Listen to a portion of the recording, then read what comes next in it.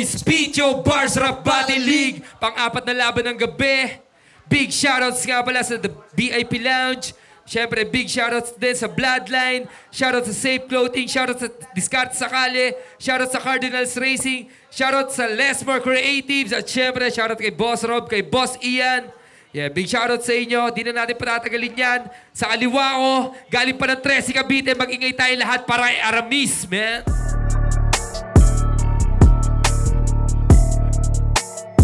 Yo, magandang gabi. Ako nga pala si Aramis. Galing po akong 13 Martires. Kalye 13, shoutout kay Boss Crown Loco.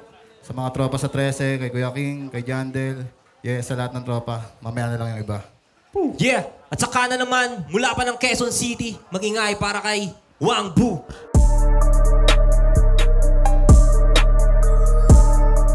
Yo, magandang gabi sa inyo lahat. Ako si Paul Buang, si Wang Bu, at kung sino-sino pa. Game. Yeah! At yan, di na natin patatagalin ang unang babanat. Aramis, DJ Prophecy, play that shit, man. Yeah! Woo! Check it, check it. Yeah. Yeah.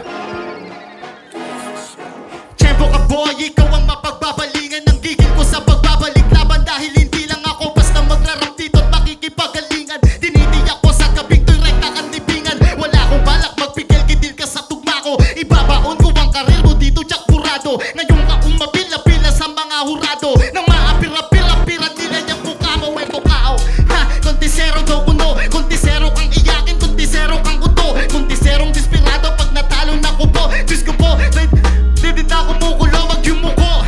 Tanggapin mo lang ng maluwag. Bawi ka na lang sa susunod na patimpalak ni crack. Wala ka man sa tap, dahil isa ka naman sa mga tumatak. Mahalaga na ipakita mo sa amin lahat kung gaano kakawak. Tanginan to naas lang, kala mo kung sino. Feeling heavyweight, sobrang basic lang naman estilo replikado. Oo, yung kawangis mo na biso nakasilong sa anino. Di ramdi sa hero, proud solo artist pero pare grabe ka. Tumikit sa mga idol mo, ibang iba bida-bida. Di mo di bagos, di mo padatang hinagit mo maging asintada kaso sintay ka. Oo, asintay ka, kadiri ka sa scene. Sad boy rapper na natiling papansin. Bonjing ang puta karakter, walang dating. Di mo yan kinadiin, tulog kenkoy ka pa rin.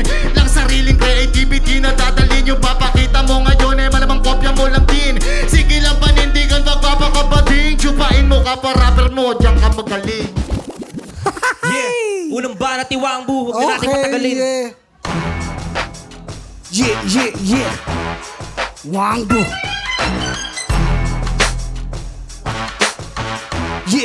Yeah. Okay game, sino to? Isang nobody na naman. Durog to sa akin parang origami sa Japan. Magyayabang-yabang para kunwari palaban.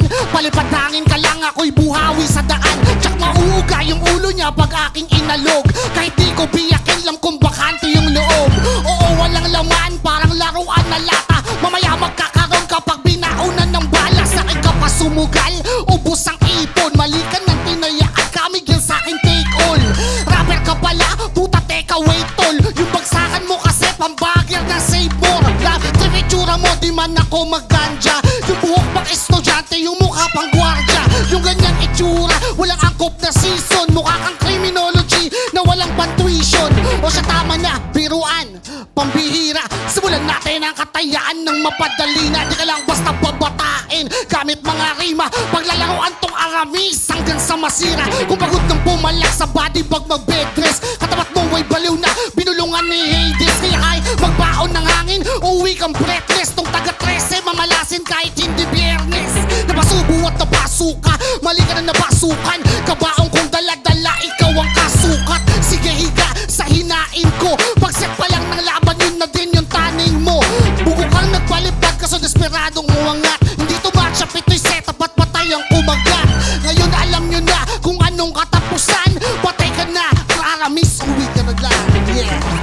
Yeah! Wala, tangina Ito, mo. pangalawang banat ni Aramis. Pakinggan natin, DJ Prophecy. Yeah, Play mo na yan, man. Tapos ako. Sorry. Hey. Yeah. Yeah.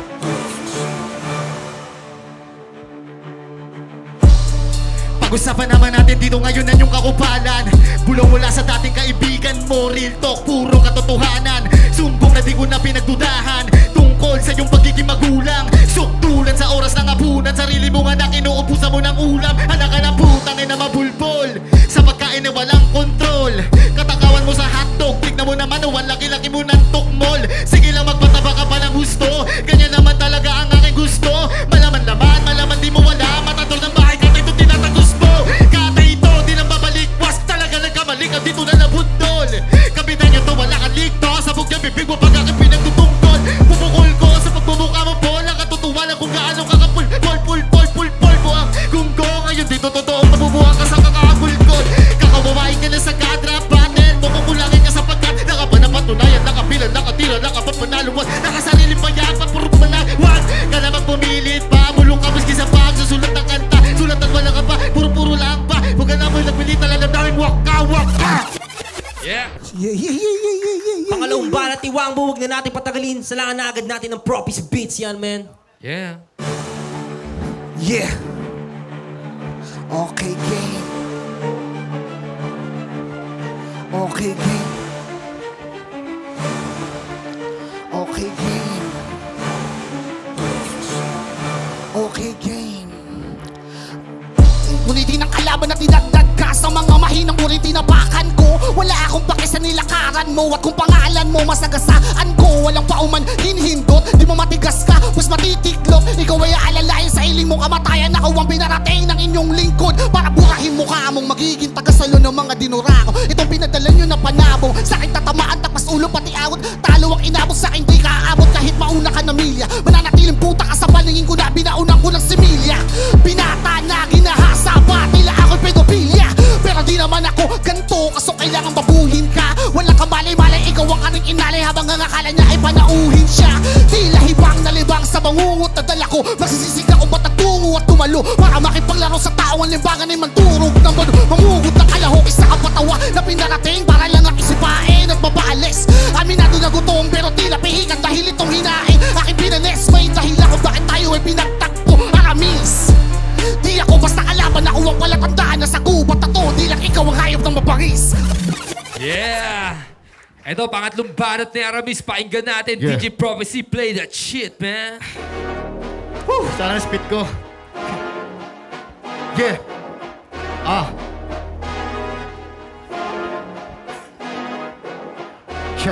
Check it. Wangbo. Yeah. Wangbo, tangin ang pangalan niyang Baduy. Pag nagrarap mo kanta batchoy na nagmamauy. Malinaw na sa atin na shit pare. Nakalimutan ko pero hindi na yun bale. Dudurugin kita kahit di na gamitin pa. Di ko na huhugutin pa, pupugutin ka. Tangina ngayon nandito sa harap ng mga tao. Tangina si Wangbo, aking nilalampaso. Susubukan kong hugutin pero di na. Hindi na kailangan kung gantong klase ang linya ng kalaban. Tangina pare, nakakabote. Ikaw ang ngayon ay patay dito lang sandali. Itutuloy ko to. Ngayon ito ang kalaban ko. Shit, fuck. Yeah, eto na naman. Pasensya na hindi ko na pagandaan ang gusto. Pero gusto mo bang pakitaan kita ng mga kakaiba na para eto ka. Naririnig mo ang mga sinabi. Nabubulol kasi wala ganun talaga. Hayaan nyo na, pasensya na. Nandito na ngayon, di mag-iiba ang aking linya. Ang misyon ay patayin si Wangbo. Ang masasabi ko sa'yo, fuck you. Meron pa pala, kala ko tapos na. Kasi kanina ka pa dito pare natus ka dun sa hindi ko nasasabihin kasi nga ulul ka.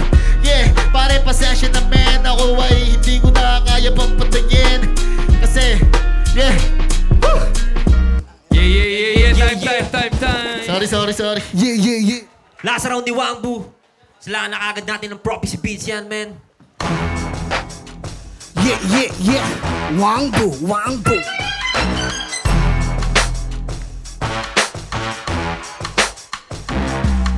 Patay ka na kanina, pabuo kang inuya. Isa ka na lang naliligaw na kaluluwa. Ito ay kwentong ang sakbulan ay pagtulo ng dugo mo. Tilabidang palabanan na matay lang din sa dulo. Minanikan ng buang, dali mo lang ginilitan. Uuwi ka ng Cavite, bit-bitang kahihiyan. Dahil isa kang tangang nabuwang sa minaliit. Isang nabilaukan sa sarili niyang tinik. R.I.P. Aramis and bless on earth. Hangat yan na victory, naging lesson learned. Bugo kang nagmarunong sa bagay na di mo pang-aral. Di ka halimaw, sarap, isa kang tae sa kanal. Basura kumbaga wala kang value. Normal kang nakipagpataasan ng tama sa naka-volume. Fuck you, ito'y sagasa, walang preno. Mapadouble time o 1-2, patay ka sa'kin pareho. Wala na gutom kapag bumanat, pati yung beat ginangat-ngat. Mga barak parang firing squad yung kalaban. Nirarat-rat sarap, mga taong naniwalang mananalo ka sa'kin. Pero di nila alam na mas ligtas ka kung di ka sumali. Ngayon punit. Bakit kasi pumapil ka? Ayun tuloy pala tenga, parang binalya ni Belga. Di na kailangan gamitin ng isang daan ko panabuwersa. Pag kinalingan baka mahalata na wala kang kwenta. Kasi ito pa ibig ka sa ito palaban. Ngayon ang kalagayan ay bingit ng kamatayan. Sige pumalag at pumiglas para labang to ay masulit. Pero bandang uli, ganun pa rin pangalan mo magkakaguin. Swerte mo ako katunggali, di mo man hinangad. Kung ito'y tournament, putawan 0 na agad. Turog ka at panis, alam na yung next line. Nice game, Aramis, bawi na lang next time. Tapos. Yeah. Palakpakan natin yun, Aramis versus Wangbu. Yeah. Aramis versus Wangbu. Ang boto ng hurado, 3-0. Magingay tayong lahat para kay Wangbu. Yeah. Yo. Ako, shout out. Shout sa Barak Streetwear kay Kuya Jordan. Salamat. Supportahan natin yan. Search nyo Barak Streetwear. Search nyo rin Insolent, Tag Supply, clothing ko yun. Shout sa lahat ng tropa sa nag-organize sa mga kalugar ko na wala naman dito. Puwing ina nyo. Yeah.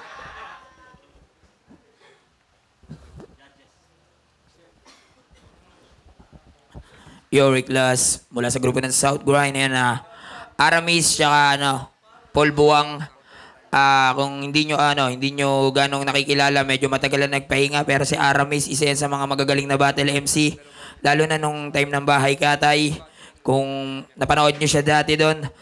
Siguro nangangapa ngayon si Aramis sa pagbabalik, dahil ngayon lang ulit siguro ulit nagkaroon ng battle na may ganitong format with beat. Nung round 1 nila, kung mapapansin nyo, medyo dikit lang, medyo pare silang may pagkukulang.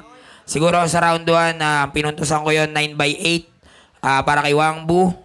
Tapos nung round 2, ayun, nabuhay na yung enerhiya ni Aramis, yung flow, yung musicality, yung rhyme scheme, yung elements na ginagamit niya iba-iba. Medyo yung ender niya hindi niya na-spit ng ayos. Si Wangbu halos pumarehas ng style ng flow nung round 2, pero sa pagbuga mas klaro yung kay Aramis. Kaya yung round 2 binigay ko kay Aramis by 9-7. Ayun, sa lamang ng 1 punto si Aramis sa 2 round. At ito na yung pinaka-deciding factor, yung round 3. Siguro nga yun, kinapos si Aramis, pero yun yung sinasabi ko sa ibang mga battle MC. Iba pa rin talaga pag marunong ka mag-freestyle, kaya mong hugutin para hindi ka mawala sa battle at hindi lang sa written ka lagi nakasalya. Kung dumating man yung punto na ganon, mawala ka, may ibabalik ka. At bilib ako kay Aramis kasi kahit na nawala yung lines niya, hindi niya tinigil agad. Tinapos niya pa rin, pinilit niyang i-perform yung performance niya ngayong gabi. Pinilit niya pa rin na itawid para hindi naman napaka nung rounds niya. At yun, nung round 3, yun na yung pinakamatinding round ni Wangbu. Siguro kahit may spit siguro ni Aramis, yung lines niya, grabe na yung pangatay na dala ni Wangbu nung round 3. Talagang alam mo yung sa palengke, nananadtad na, matadero na yung dating ni Wangbu. Talagang 1-to-1 punchline na yung binibigay niya. Hanggang doon sa ender, napakaganda. Kaya binoto ko si Wangbu. 2-1 para kay Wangbu ako. Yun, exponent ng Golden Galley. Shoutout kay Rick Las. Tangina, sinabi niya lahat. Kaya wala na rin kami masabi. Pukin ng ina eh. Saka parang siya lang yung judge, no? Yung judge lang, ano. Binoto ko, si... Anong pangalan na ito? Nasa kanan. Si Wambu, yun. Binoto ko si Wambu. Round 1, pinatulan ko siya as tabla. Kasi parang nagkakapaan pa sila. Hindi pa sila gano'n nagbibitaw ng mga mabibigat na bars. Saka, ayun, parang normal thing. And sa pangalawang round, binigay ko kay...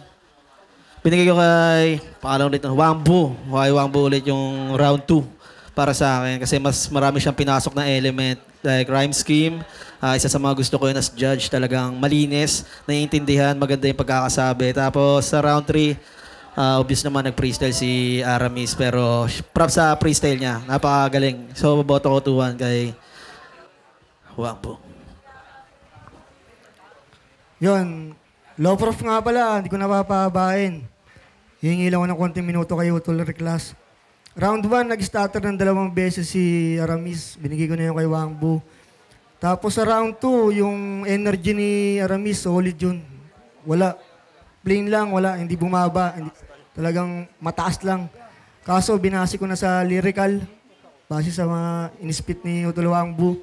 Binigay ko ulit yun kay Wangbu. Tapos, yun na, nag-choke na ng round 3 si Aramis. Kaya all 3 rounds, Wangbu. Yan. Okay.